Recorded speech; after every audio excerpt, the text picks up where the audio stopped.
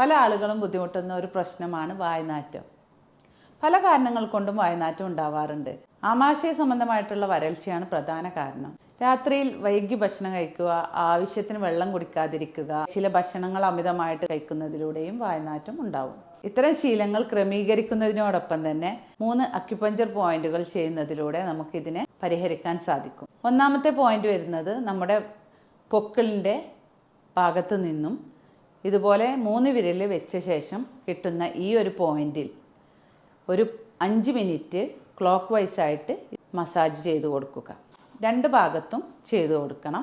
അടുത്ത പോയിന്റ് വരുന്നത് നമ്മുടെ കാലിൻ്റെ 2ാമത്തെയും 3ാമത്തെയും വിരലുകൾക്കിടയിലുള്ള ഈ ഒരു ഭാഗത്ത് ഒരു 15 സെക്കൻഡ് പ്രഷർ കൊടുക്കുക. അടുത്ത പോയിന്റ് വരുന്നത് നമ്മുടെ കൈയിൻ്റെ ഈ എൽബോ ക്രീസിലുള്ള ഈ ഒരു പോയിന്റിൽ 15 സെക്കൻഡ്